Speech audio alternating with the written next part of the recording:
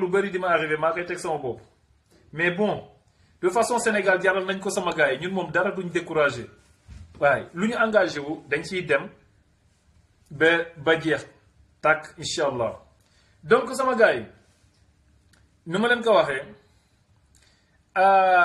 merci bonsoir Moustapha Bassirou Sour depuis Touba merci frère di ziar waa Touba yëpp Serigne Moustapha Bassirou Sour merci frère. alors comme vous le savez sama gars yi yaakaar naa yéen ñëpp après Bercy Youssou Ndour bi comme ni ma leen ko annoncé woon la semaine dernière gis ngeen que page Facebook bi gis ngeen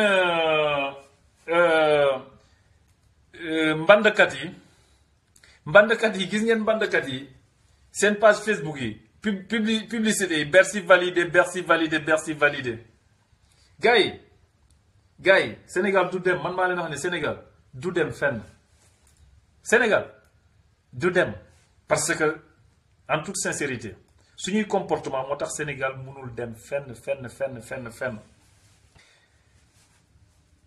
alors maa ngi déglu RFI ñu naan 1500 personnes 1500 gars yi tenez-vous bien nee nañ 1500 personnes ñoo nekkoon biir Bercy admettons que c'est vrai 1500 personnes billet Bercy yaa ngi nii ñun yi ñu ci jotoon jënd pour saboter ko billet yaa ngi nii mun ngeen a gis prix bi yéen seen bopp bu dee kiiwuma ko dëppuma ko waaye mun ngeen xool prix bi mu ngi ni affiché fii yéen a ko gisal seen bopp prix bi 56 euros yéen a gis prix 56 euros sama gars yi multiplier leen ko par 1500 56 euros multiplier leen ko par 1500 ngeen convertir ko en CFA et vous verrez combien ça vous donne sama gars yi naka lañ bëggee Sénégal dem te li fa nekkoon yépp di ay sénégalais nag di ay sénégalais te li graw ñi gis ngeen Bercy ñi ngeen fay gis ñu fa ëpp genn wàll gi en plus lu feesal saali Bercy wax naa leen ko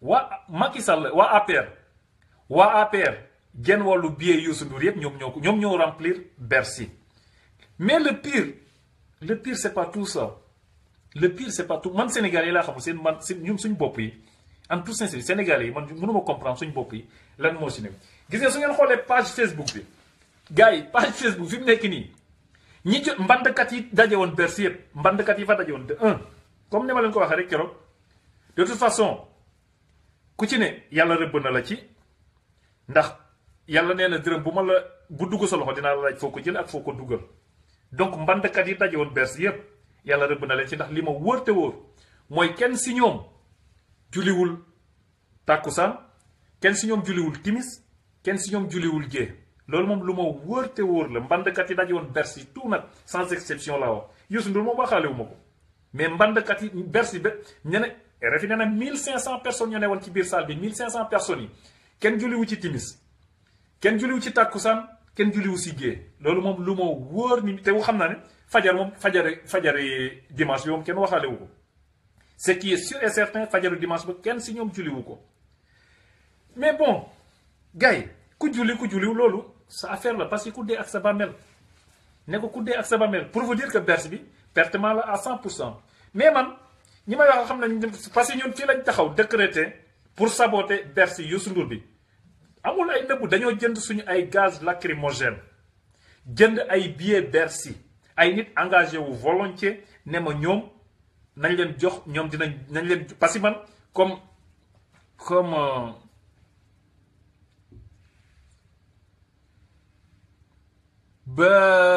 oui si je ne me trompe c'est 15 000 Tafa c'est 15 000 personnes ok 15 000 personnes autant pour moi merci beaucoup Khady Niang Diaw merci beaucoup Tafa Touré du coup autant pour moi 15 000 personnes sama gars yi 15 000 personnes multiplier leen 15 000 personnes par 56 euros njëg billet Bercy yaa ngi nii gis ngeen prix bi yéen ñëpp billet yaa ngi nii mun ngeen a yéen ñëpp mun ngeen a xool prix Bercy billet yaa ngi nii mun ngeen a gis prix yi 56 euros multiplier leen ko par 15 000 après ngeen convertir ko CFA et vous verrez combien de millions ça donne xool leen sama waay te ma wax leen xool leen loolu yëpp ñu dajale pour enrichir Youssou Ndour te xool leen ñi fa daje woon ñi fa daje woon lépp xool leen Ouais. Ouais, Wali 18 000. Bon, tu sais, Khady Niadiao, moi, mon problème, c'est pas que je fais une parce que déjà, ce qui me choque encore le plus, moi, ce qui me choque le plus, c'est la comparaison que les Sénégalais font entre Youssou Ndour et Wally Seck. Non, Sénégal, nous ñoo tardé ba fu tardé yem. Delloo ziar bu baax ah oui, Goris. Merci beaucoup, Goris Ndiaye. Man, je suis choqué par les Sénégalais. Le fait que les Sénégalais comparent d'abord Youssou Ndour ak Wally Seck. Mais quand on compare dans la vie, même, je sais que on est tous bêtes. Ça, c'est notre nature, on est bêtes. Mais quand on compare dans la vie, il faut comparer des choses comparables quand même. Boy comparer, dangay comparer lu mengo, lañuy comparer. Man, je m'en fiche de Youssou Ndour. Lol, mom ñep xam nañ ko. Je m'en fiche de ay Wally. Man, duma fan wax na len ko encore une fois parce que dama publier kérok samedi matin, ne tout le monde devant Bercy pour saboter Bercy Youssou Ndour bi. Am ay gars yu may critiquer dug na fi xam nga man mom critique mom je m'en fiche parce que ni ma len ko waxé man critique ak ay saga ak lepp la yemale man yoy je m'en fiche. Mais dama ne Youssou Ndour ak Wally Seck de un, excusez-moi s'il vous plaît. Bira, oui, je suis chez moi s'il te plaît, tu passes me voir. Vas-y, je suis occupé. Oui, Bira, je t'entends, je suis chez moi. Oui. Parce que là, je suis en direct, je ne peux pas descendre, s'il te plaît. Ouais. Alors, merci beaucoup, Goris Ndiaye. Excusez-moi. Samagaï, quand on compare dans la vie, on dit comparer ce qui est comparable. Youssou Ndour ak Wally Seck. De un, d'abord, mais c'est deux personnes que tout, ñaari nit la yo xamantene lepp leen différencier. Youssou Ndour et Wally, ce n'est pas la même génération. Ils n'ont pas le même âge. Yéen nañ xamante dëgg nakal ngeen di gis ngeen xam kuy mbokk Wally ñi koy jël di ko comparer ak Youssou Ndour ñu ngi koy gasal kamb parce que du benn 491 250 000 francs CFA. Merci beaucoup Tafa Touré. Donc gars yi gis ngeen Sénégal yi dépensé nañ ci soirée Youssou Ndour bi samedi soir juste 491 250 000 francs CFA. Vous vous rendez compte, tenez-vous bien. 491 millions. Mais les matières béparé dit indigné qui l'esclavage qui se passe au Libye. Moi, c'est ça qui m'étonne chez les Sénégalais. Wagay, en toute sincérité, nous, oui, moi, il y a dem dépenser 491 millions Bercy samedi soir. Béparé, et pourtant, moi, bien qu'il def, les xew Libye, mu ngi xew Libye. Afrique, aduna bi yépp nek ñi ñu ngi marché amna ñu doon marché Paris devant l'ambassade de la Libye à Paris amna ñoo xamné ñu ngi doon marché ailleurs mais yeen en toute sincérité wa yeen mu ngi melni kan moy bayyi ci yeen par exemple je pense très sincèrement que ken du bayyi yaayam par exemple mu teud hôpital hein nga dem fanam soirée ñu xey tagge la ko ngay waro joy buñ la ko taggé waro joy qu'on se dise la vérité ku bayyi sa yaay mu teud hôpital wala sa papa nga dem soirée Youssou Ndour so yeewoo ñu tàggee la ko pour man waroo jooy en toute sincérité. Donc problème mu Libye tout yéen Sénégalais la benn Sénégalais waru fi taxaw di wax ay waxu Libye ñi daje Bercy yëpp nag. Merci beaucoup Assane Thiam merci beaucoup Ibara Niang. Du coup viens t'asseoir. Alors donc yéen parce que en tout cas c'est man loolu sama opinion personnelle la sama opinion personnelle ku ñi dem képp koo xam ne demoon nga Bercy yow li xew Libye en toute sincérité waroo ci ubbi sa gémmiñ di wax di ko naqarlu wala lii wala laa wala lii en toute sincérité waaw parce que bi ngeen di dem Libye li xew Libye mu ngi xew te avant ngeen di dem Libye mu ngi xew toute la semaine mu ngi xew Youssou Ndour en personne n'est-ce pas Youssou Ndour la ñu ne ambassadeur, je pense UNESCO. Ok, on s'appelle Bira. Vas-y. Youssou Ndour, nous sommes ambassadeur UNESCO.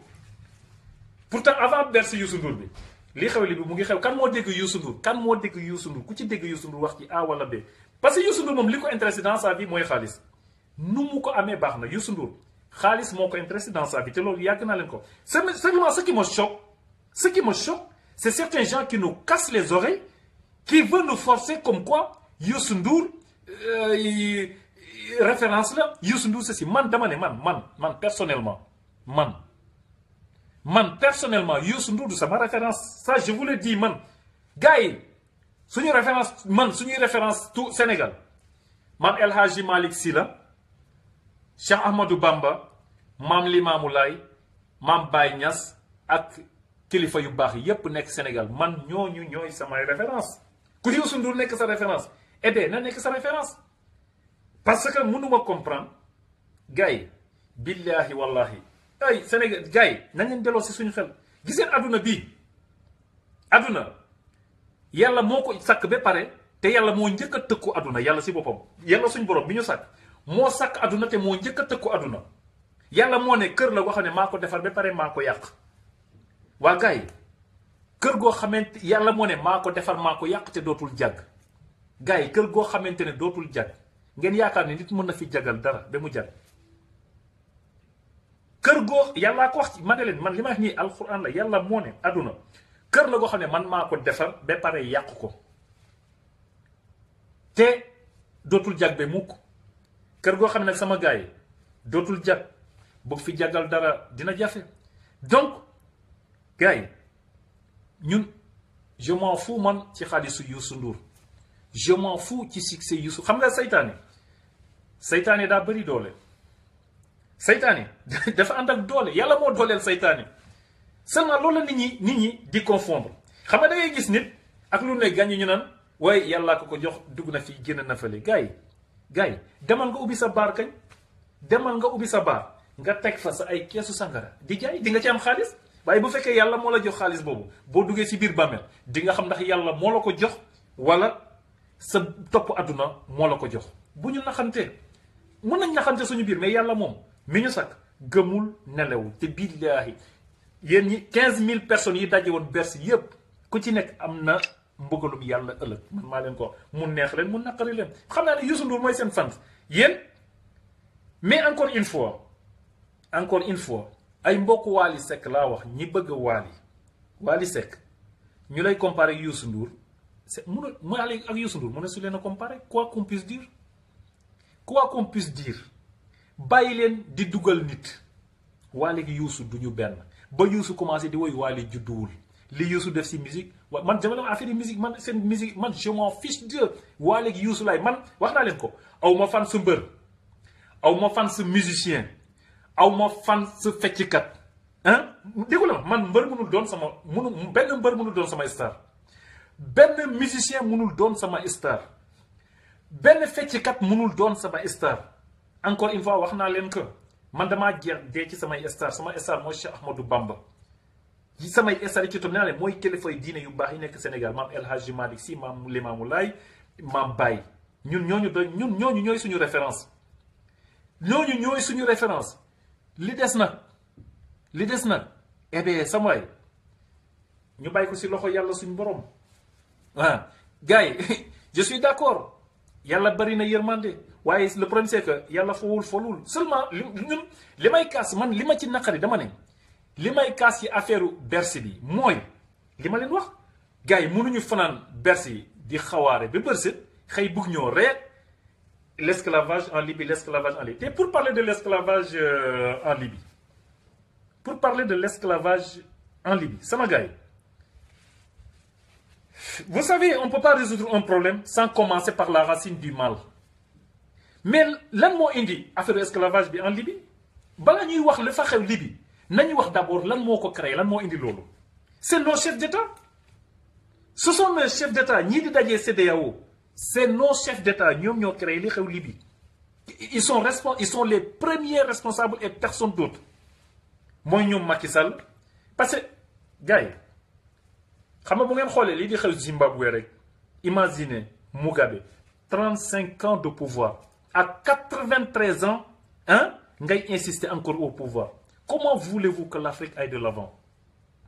nag yéen bu ngeen jëlee Afrique li fay xew. li xew li bi nii lépp responsable yi mooy les chefs d'État africains. Les chefs d'État africains sont les seuls et uniques responsables de ce qui se passe. Parce que, gars yi nañu waxante dëgg ku am li la sa boo amee li nga xam ne moom nga bëgg sa réew doo jël ay gaal wala di traverser et billahi wallahi bu ngeen waxtaanoon ak gars yi xoolal ku traverser yoonu Libye bi su ngeen waxtaanoo ak moom man encore une fois booy yi nekk Sénégal de grâce booy yi nekk Sénégal man waxuma kenn ne bul tenter l'immigration mais de grâce ku ci bëggal immigrer fexe lillahi wa rasuli nga am yoon bu légal bul dem ci dëkku naar yi éviter leen dëkku naar yi lillahi wa rasuli yéen xale yi nekk Sénégal te bëgg a immigrer bu leen kenn dugal seen bopp ne jaaral ay Libye wala jaaral ay Maroc wala jaaral ay Algérie wala jaaral fële gis ngeen sama gars yi naar yi ñoo ñu ëpp gisal li ngeen di daw Sénégal problème bi ngeen di daw Sénégal ci naar yi la ëppee naar yi ñu ëpp problème téeméeri junni yoon certes am nañu pétrole naar yi am nañu gaz am nañu lu ne mais xoolal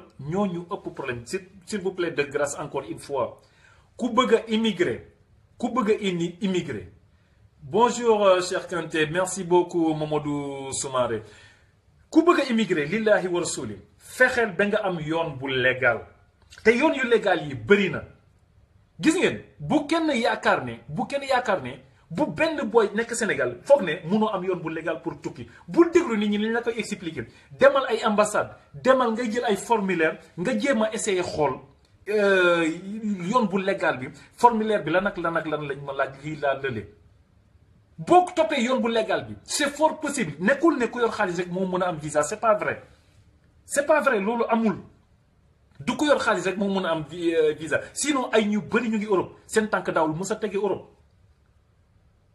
li fi gën a fees yépp ay doomu baadoolo lañ presque ñépp ni man lañ mel donc s'il vous plaît de grâce éviter leen yoonu suuf yi ngeen di jël wala gaal yi ngeen di jël wala dugg na fi c'est trop risqué te àdduna jaru ko. Grazie mille amore Santeria Wudu grazie mille merci beaucoup Ibrahima Ragna donc man xale yi nekk Sénégal encore une fois suñu rakk yi suñu frères yi suñuy jërbaat yi man ñoom laay adressé ce message lillahi wa rasuli ñun li leen di arrivé si àll bi metti nañu ba ci kanam yàlla te mënuñu ci dara ñu leen di ñaan parce que encore une fois man wax dama ciy xuloog ay gars yu bëri yiy blâmer booy dama leen ne kuy blâmer booy parce que nekkuloo seen place man je comprends parfaitement la réaction de nos jeunes parce que la vérité c'est quoi qu'on se dise la vérité gars yi mënoo juddu sa yaay ak sa papa yor la ci ay conditions yu difficile ba nga am 25 ans 27 ans voire 30 ans gars yi sa yaay bëgg di xëy di jaay gerte pour ñëw joxe dépense ci kër gi wala sa yaay di xëy di daw ci uti ay jën fii jaay fii wala dem ci marché bi jënd fii jaay fii pour ñëw leen di dundal wala sa papa nga gis ko muy daw te nañ waxante dëgg waaye ça va Abdoulahat Niang merci beaucoup Abdoulahat c'est pas possible man moo tax dama comprendre en toute sincérité je comprends parfaitement suñu jeunes yi seen réaction yi xam ngeen ne gain kuy dem waaye bonsoir Zeynab Diop merci beaucoup kuy dem ba di jël gaal wala nga di dugg ci wala ngay jël yoonu suuf bi de étape par étape te jama seetaan benn témoignage benn boy qu'on se dise la vérité ouais. Je suis parfaitement d'accord avec toi Mamadou Soumaré le problème c'est quoi le problème ñoom Macky Sall amuñu seen réaction dama leen ne ça sert à rien parce que les chefs d'État africains encore une fois ñoom suñu defoon li ñu war a def booy lii yépp du am parce que d'abord nan ñu jël le cas du Sénégal parce que Pape Alé Niang mës na ci def benn vidéo benn émission d'ailleurs jëleen ambassade France au nom de quoi l'ambassade de France ku fa bëgg visa dépôt ñu laaj la nga def dépôt ak papier légal yëpp nga def ko ba pare fay 40 000 francs CFA et le pire mooy les 40 000 francs que ñu accordé sa visa wala ñu ñàkk ko accordé da nga koy perte vous vous rendez compte au nom de quoi gars yi nañu waxante dëgg boo demee ci menuisier commande fa salon wala nga commencé fa commandé fa chambre à coucher mais soo ko joxee avance gars yi bu defaree sa salon wala bu ko defarul daf lay delloo sa avance j'espère. léegi au nom de quoi ambassade de France te pourtant li ñuy def au-delà l'ambassade de France bi li ñuy def Dakar c'est impossible ici à Paris.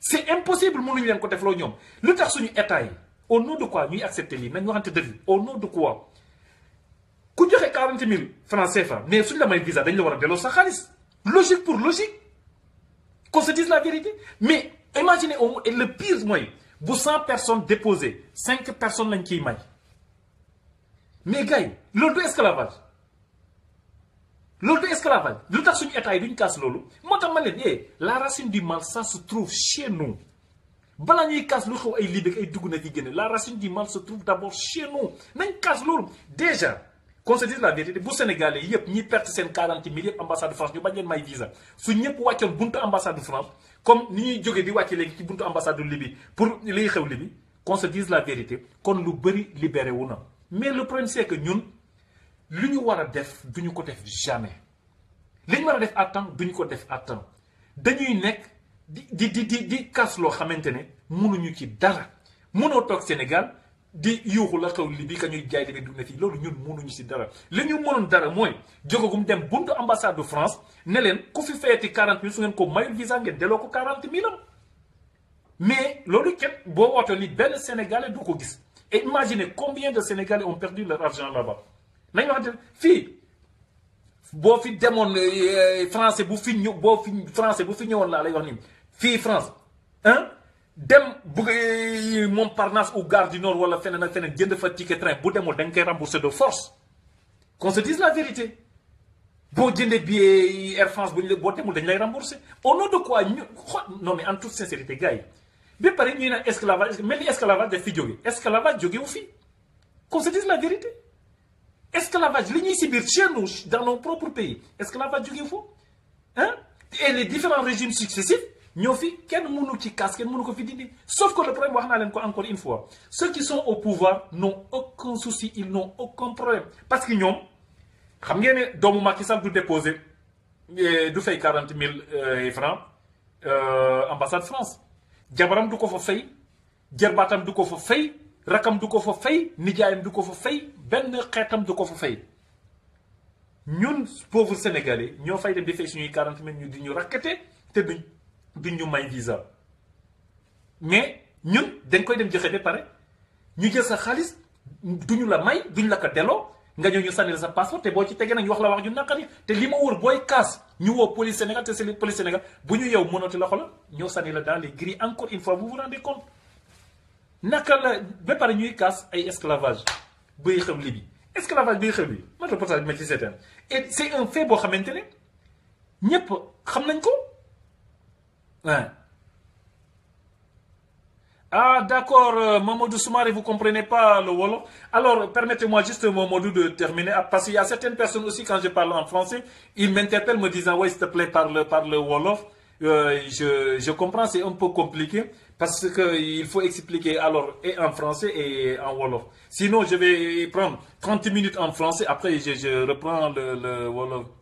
Ah ouais, je vois, mais ne vous inquiétez pas, Mamadou. Donc, du coup, tout ce que j'avais dit, je vais le reprendre en français. Ne vous inquiétez pas, je vais revenir sur le français, Mamadou Soumaré.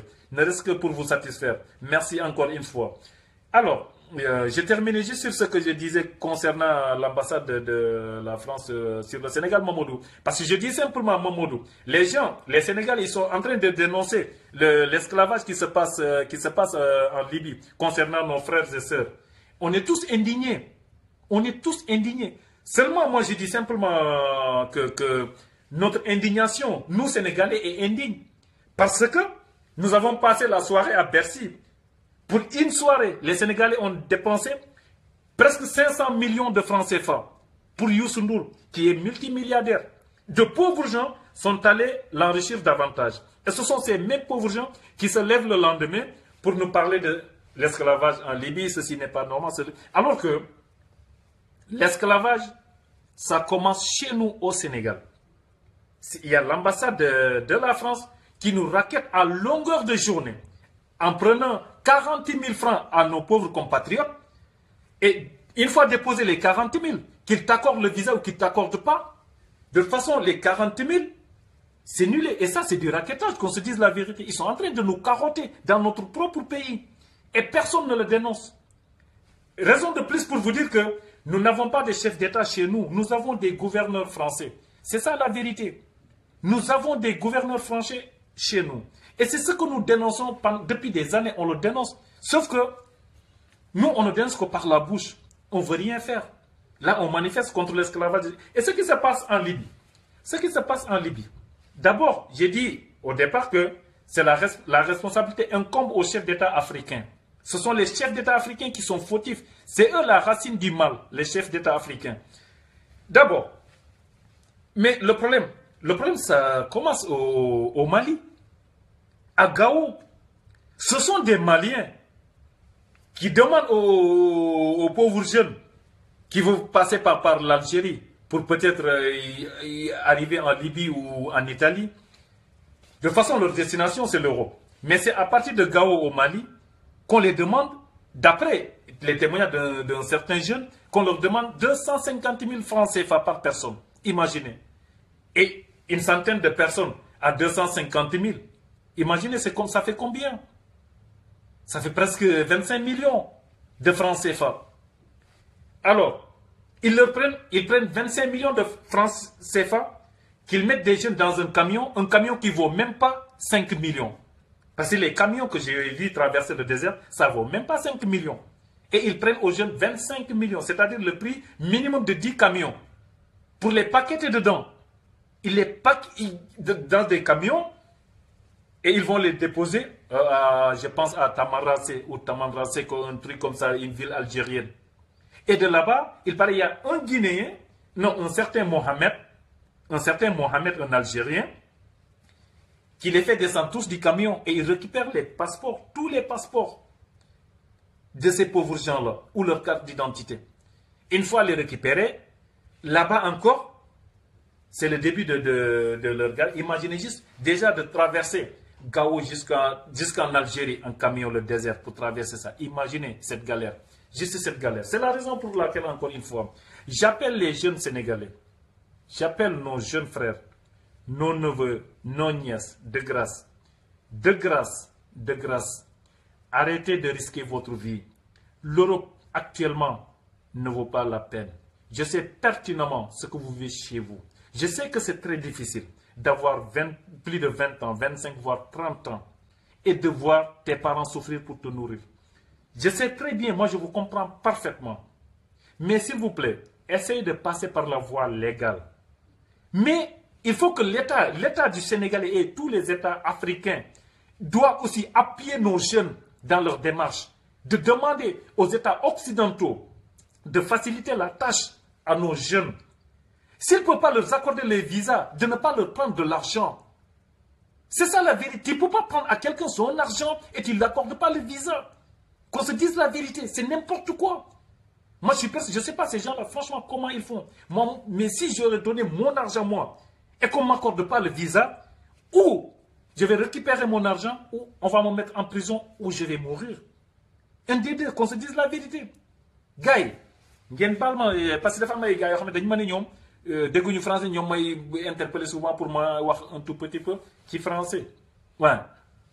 Donc, man loolu laay ñaan encore une fois loolu laa def man leen jeunes yi dañuy dem ba Gao gars yi jël leen 250 000 te ay Maliens ñoo koy def gars yi. Vous vous rendez compte? Donc balaa ñuy casse, j'ai vu que j'ai lu quelque part que le gouvernement malien dafa rapatrier ambassadeur am bi nekkoon Libye ba pare di demander ay compte ambassadeur Libye bi nekk Bamako. Mais c'est bien beau, mais pourquoi? Pourquoi? Qu'on se dise la vérité. Le gouvernement malien bi d'abord mënewul ay enquête au niveau de Gao, hein, pour gars yi di trafiquer des êtres humains d'abord à partir de Gao. Pourquoi le gouvernement malien bi mënul traquer ces gens-là? Qu'on se dise la vérité, ou bien qu'ils mettent une barrière au niveau de Gao. Parce qu'en toute sincérité, les gars, ils vont passer par le désert, ils Gao la ñuy déparé. Pourquoi le gouvernement malien mënul def barrage? Sinon, il n'a pas les moyens de le faire. La CEDEAO jéem a booloo def ko. Qu'on se dise la vérité. alors gars yi encore une fois excusez-moi ma activer numéro WhatsApp bi avant ñuy gën a sori ci développement bi parce que activé wu ma ko woon c'était pour développer un tout petit peu.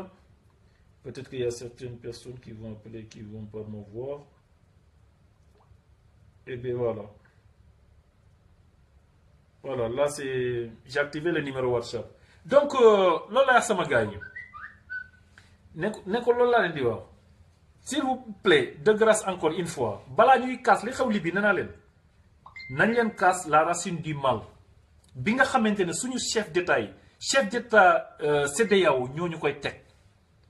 Ñoom ñoo ñu koy teg mais le problème c'est que africains yi aussi ñun ñoo war di manko xam ngeen à un certain moment dama fi waxoon benn affaire gars yi ne fi di marche ay way les noirs qu'on tue aux États-Unis ceci cela man leen c'est facile c'est normal parce que pour dissuader ces gens-là c'est facile parce que ñun africains yi ñun nit ku ñuul dañoo xaw a ñàkk fayda moo tax ñu di ñu marginaliser partout dans le monde.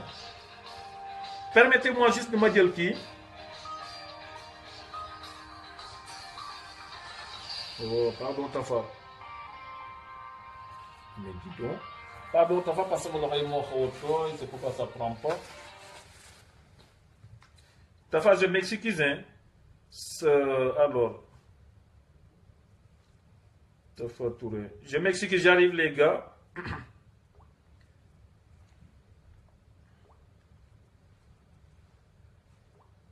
Madame Marie ma dougal Tafa là. Mais parce que voilà. Mais ça ne date pas d'aujourd'hui, absolument, Koli Diop. Je suis parfaitement d'accord avec vous. Merci beaucoup, Ousmane Dramé. Le problème, c'est que ça ne date pas d'aujourd'hui. Ça, c'est la... Allô? Waouh, salam alaikum. Comment Natafa? Waouh, ça va. Nous sommes ici, il y a un direct, gars, nous sommes ici. Merci. Merci beaucoup. Merci, Moustapha. Merci. Merci. Tout à fait. Merci beaucoup. Merci. Allô? Allô, oui, nous l'avons dit. Il y a un direct. Allô? Allô, il y a un direct. Nous l'avons dit. Gars, nous l'avons dit. Allô, yaa ngi may dégg. Ouais, ñu ngi lay dégg bu baax ñu ngi lay dégg de. Ouais, ñu ngi lay dégg vas-y ñu ngi lay dégg. Allô? Allô? Tafa yaa ngi may dégg est-ce que? waaw. Ouais, ñu ngi lay dégg vas-y ñu ngi lay dégg. ñu ngi lay dégg vas-y. lii bu mën a. Allô waaw. waaw waxal rek ñu ngi lay dégg. dama bëgg a wax mooy. li jëm si comme fi nga jógee léegi lu jëm si mbiru ambassade yi. waaw. moom laa bëggoon a leeral. ndax li nga wax ne comme ambassade bu France boo fa demee di déposer visa da ngay fay 40 000 francs. après même bu la muy visa sax duñ la delloo sa xaalis. duñ la delloo sa xaalis da ngay perdre sa 40 000 direct. mais lu gën a pire loolu moom ambassade bu Espagne. waaw. lu gën a pire laa la wax. xam nga Espagne nii boo nekkee fii tey nga war a indi sa jabar wala nga war a indi sa doom def war a def regroupement familial. waaw. xam nga boo jotee boo récupéré seen i passeport Sénégal indi ko fii da nga koy yóbbu fii gouverneur civil fii nga dugal ko. waaw nga xam ne boo ko dugalee ban accordé ko nga xam ne dañ koy accordé ñu am seen numéro nii fa gi lépp. nga xam ne nii fii nii da nga war a da nga leen war a yónnee document yi Sénégal rek. waaw ñu jël foofu si. waaw pour ñu may leen visa pour ñu ñëw. waaw. léegi boo demee foofu ci bi dossier bi. 3 mois lay duré. waaw. 3 mois lay duré léegi nag boo demee ambassade foofu. léegi pour ñu may visa dañ lay wax ne la da ngay jël site da nga koy jël ci internet bi. waaw ci internet bi mën nga fi boo demee ci internet bi di xool site mën ngaa jël site boo xam ne nii presque mën naa duré ay 8 mois wala 7 mois. gars yi comprendre lan mooy sita mooy rendez-vous ci espagnol. ñi comprendre espagnol sita mooy rendez-vous waaw. waaw mooy rendez-vous. waaw. waaw mooy rendez-vous. waaw. léegi nag. léegi nag dafa am ay complice xam nga li ñuy wax rek le problème de l'Afrique c'est de l'Afrique ni ci l'Afrique ci boppam. oui ci boppam ñu problème mu Afrique. waaw. ndax gis nga ci ambassade bi léegi am na fa Sénégalais yu fa nekk di fa liggéey. waaw. léegi ñoom ñooy nekk di teg ay deal. waaw ak ambassade bi. léegi ñoom fi nit ñi léegi boo demee ñu jox la ñu wax la ne la rendez-vous dama jël ko si internet bi. waaw boo génnee. ñoom foofu lan lay wax ne la léegi yow lan nga soxla woon nga ne man dama doon lii dama war a lii dugalal sama waa kër seen i papier fii. waaw léegi après ci benn moment ne mën nga jël saa ci internet bi. waaw léegi ñoom dañ lay wax ne la mën naa laa jëlal fii une semaine wala 2 semaines. waaw fii 2 semaines. moo xam ne loolu lay fayeeku. 120 000 pour jëlal la juste rendez-vous ambassade Espagne donc 120 000 lañ lay fekk juste pour jëlal la rendez-vous. ok 120 000 lan lay fayeeku. waaw 120 000. te boo demee ci internet bi di jël rendez-vous. waaw mënoo ko xam nga dossier bi 3 mois lay duré tout à fait oui xam naa tuuti seen procédure bi oui. waaw léegi nag boo demee di jël rendez-vous boo xoolee ci internet doo gis lii rendez-vous sur 3 mois doo am rendez-vous. tout à fait. te léegi boo génnee ñooñu nekk si ñu ngi liggéey sa ambassade bi mën na laa jëlal mën na laa wax ne la mën naa la wutal rendez-vous ba mu joxe 120 000 mu wutal la rendez-vous nga wax ak ñoom ñu jox la rendez-vous une semaine wala 2 semaines. waaw parce que c'est des gens yoo xam ne wax naa la que le problème c'est que Tafa nga baal ma tagguma la foofu le problème mooy li ma doon wax gars yi léegi le problème xam nga lan la mooy nee naa la ñun duñu combattre la racine du mal parce que la racine du mal suñu biir dëkk la nekk. est-ce que parce que man c'est des cas yoo xam ne par exemple boo joxee nit ki 120 000 yaa ngi may dégg yow nga di immigré xam nga di immigré yow nga nekk Europe légalement gis wuy ma waroo nekk Europe légalement di nangu nit di la escroquer Sénégal qu'on se dise la vérité. parce que c'est des choses yoo xam ne gis nga dama la koy jox ba pare dem ak ay preuves yu leer ba pare dem porter la plainte nga dem caserne Samba Diéry Diallo porter ko plainte. am na si actuellement ñoo xam ne nii seen i dossier ma ngi tribunal. waaw ci lu demee noonu dañoo porter plainte lii bi. ambassade bi. waay wane ne lii boobu mafia boobu ñoom complice lii bi consul bi la tout à fait waay. complice bi la. xam nga ñun Sénégalais si boppam ñoo gëm xaalis ba nga xam ne nii. bu ñuy liggéey. waay liggéey rek bu ñu fa yàggee rek yàq bu ñuy liggéey tubaab rek bu yàggee ñu soppi tubaab bi noonu tubaab bu yàgg Sénégal moom jël suñu jikko yi ça moom ça loolu moom kenn waxatu ko tubaab bu yàgg Afrique jël suñu jikko yi. waaw waay. ça xam nga fi ne nii. waaw rendez-vous bi boobu fi ne nii tey boo yoroon ñaari bor yi. waaw tey fi ne nii. kenn ku nekk dañ wax ne rendez-vous boppam lay attends Tafa ne quitte pas oui attends oui merci beaucoup Mahawa Jams Matis Gueye maa ngi ñëw ci yow léegi naa la expliquer fi ñu toll bu Tafa coupé ok Tafa continuer waaw merci. léegi ñoom bu ñu ñoom suñu gouvernement yi. suñu président yi. bu ñu ñoom ñu def benn politique. waay pour diaspora bi pour di contrôler ambassade yi lan moo fi réalité yi fi. allô. Ah ouais, c'est la batterie qui n'était pas pleine du tout. Allô?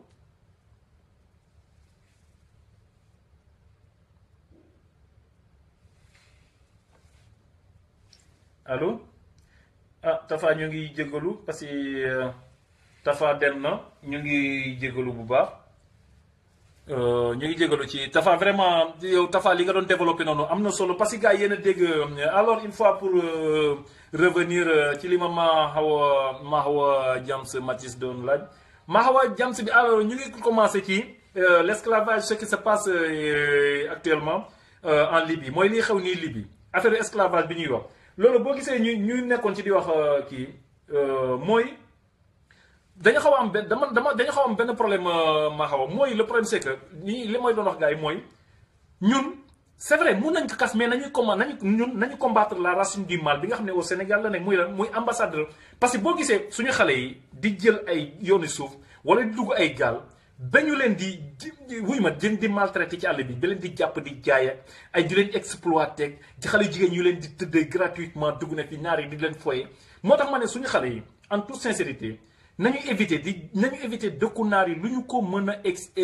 éviter lu ñu ko mën a éviter na merci beaucoup Yaya Camara lu ñu ko mën a ça va alhamdulilah Ndiasse Top merci beaucoup ñu ne leen lu ñu éviter dëkku naar yi en plus une fois mooy ku joxati sa xaalis ambassade de France nañ la jox visa ou bien nañ la delloo sa xaalis loolu dañu bëgg état wu Sénégal parce que ci taxawul ñun Sénégalais ñu taxaw si gars yi parce que dañu wax ne c'est pas normal nga joxe sa 40 000 francs may ñu la visa delloowuñ la sa xar parce que dama xamul loolu ambassade France fu mu ko teg loo xamante ne c'est pas possible en France loo xam ne c'est pas possible en France lu tax lu état français lu mu nangul pour ay citoyens lu tax ñu mu ñëw état africain yi war ko nangu pour léegi bu ko état africain yi nangoo ñun citoyens africains nañ leen ko bañ parce que c'est pas ñun ci loolu lañ doon wax tout à l'heure Mawa te dégg ngeen léegi Tafa Touré vraiment kii bu moom kii bu naaj bi mu ci def Tafa intervention bu am solo bi mu ci def parce que Tafa bu loolu la doon expliqué nee na boo defee regroupement familial il parlait l'ambassade de l'Espagne qui est à Dakar aussi c'est la même chose ay sénégalais ñoo fa nekk di complot ak consul ba fa ne boo joxee boo bëggee def regroupement familial alors que regroupement familial nañu waxante dëgg regroupement familial sax waroo ci jox kenn 10 000 francs parce que c'est quelque chose de légal Espagne bu ñu la joxee numéro NIF ah ouais permettre leen ma jël kii nii s'il vous plaît allô allô allô allô allo oui salaamaaleykum. waaw Ibra Ngom. Babacar Senghor. waaw man la Babacar Senghor fii Espagne. waay Babacar maa ngi lay nuyu di nuyu waa Bilbao yëpp. waaw waa Bilbao ñu ngi lay ziar ñu ngi suivre live bi suivre émission bi suivre débat yu am solo yi ngay. merci. argument yu am solo yi nga teg nii tey. merci beaucoup merci Bafodé Gassama aussi. waaw merci Ndiasse Top merci. ok ñu ngi lay déglu Babacar yaa ngi en direct. waaw ñu ngi lay déglu yaa ngi en direct. voilà daanaka damay confirmer waa ji duggoon sànq noonu di wax kaawu Espagne. waaw dafa am lu mu si bëgg a confirmer rek. waay muy Tafa Touré. waaw Tafa Touré exactement pour confirmer moom lu mu wax di ko dëggal quoi parce que ambassade Espagne bi nekk Sénégal ambassadeurs yi dañ ñu yàpp amul la. waay. parce que di que ambassadeurs yi dem installé wu Afrique. léegi daanaka ñoom nu ñuy comporter seen dëkk d'origine yi. comme exemple ambassade nga xam ne dama ko xam. waaw ñoom seen administratif nu muy doxee fii seen dëkk yi ñoom suñu demee si dëkk africain yi installé wu ko. duñ liggéeyee noonu. pour confirmer Tafa boobu lu muy wax yow xam nga ne yow. yow xam nga sama famille. Tafa lu mu la expliqué woon si regroupement familial bi c'est la même chose. tout à fait. waaw man bu ma dugalee si regroupement familial ba ñu accord ba envoyé ko Sénégal aussi même chose la. d'accord. da lay jox numéro boo xam ne si internet pour nga jël rendez-vous. rendez-vous da ngay buscar sa bii daal ba sonn mais mënoo ko am soo génnee am ñu nekk si bunt bi ñoo xam ne. ñoo lay wax ne. daanaka saa wax bu bëggee rendez-vous. jox ma temps wala jox ma temps. tout à fait. rendez-vous semaine bi. nga dugg si biir ambassade si biir consul bi sax fekk fa tubaab bi ne la nga koy laaj ay renseignement moo ne non génnal demal sa biti ña nekk si biti di wéeru sa garab yi. nee na ñoo lay informé. mooy ñi nga xam ne. waaw ay sénégalais yu seen saak di wéeru foofu. oui. ñu génne ñoo lay informé. oui ñooy mange mi li nekk seen ginnaaw parce que tubaab xam nga tubaab africain lay jël jiital ko contre africain tubaab noonu lay fonctionner. waaw mais léegi après yow mi nga xam ne tamit tu es obligé yow ñoom dañ lay imposer ci. waaw dañ lay imposer système bi lañ lay imposer pour nga jaar ci par force. waaw parce que léegi yow bëgg nga dugal say kayitu famille. mais yow tu es obligé yow 120 millions waa wax na tu es obligé def ko pour am. non je comprends parfaitement li nga wax Babacar xam naa ne nit ñi parce que ñoom dañuy bëgg kut ko seen soxna ñëw wala seen i doom donc dañ naan 120 000 ce n'est rien. exactement yow tu vois que léegi regroupement familial su ko accordé fii. waaw. bañ jox la ko nga yóbbu ko Sénégal 3 mois lay diire. pour nga dóor ko si ambassade. waaye imagine toi boo ko jëlee nar jël rendez-vous mu nekk 8 mois. mais 3 mois day passé. waaw mais xam nga Babacar man déggoo leen loolu d'accord na ak yéen mais xam nga man lu may lan laay reproché ñi mel ni man yëpp xam nga lan laay reproché Babacar xam nga ay situation yu mel noonu Babacar dafay baax aussi xam nga situation bu mel noonu dafay baax aussi ñu Sénégalais yi nga xam ne loolu daf leen di arrivé Sénégal ñu dem gis une télévision yaa ngi dégg télévision boobu accompagner leen dem def ci reportage su ci defee gis na fii déggu la ma la tubaab yi ñoom déggu la ma tant que yuuxuñu ko ba état Sénégal jot ci mu nekk problème état ak état du problème bi du réglé wu parce que ñun jarut ñuy xaar ci suñu état yi dara ça je le dis tous les jours ñun bu ñu di xaar ci suñu état yi dara am na ay problème yoo xam ne da ngay dem gis benn télévision demal gis All Ahmed Aïdara mbaa nga dem gis Pape Alé Niang mbala nga dem 2S mbala nga dem télé boobu mën a dem yaa ngi dégg dem expliquer leen ne leen ndax mën ngeen ñu dimbale ngeen ñoo xool li ngeen filmer lii xew par exemple ambassade Espagne parce que samay kayitu jabar la ma am ko légalement ma nekk Espagne légalement ñoo di ko déposer ñu di ma laaj xaalis illégalement est-ce que gis nga bu amoon benn coow benn télé def ci reportage rek ba alors le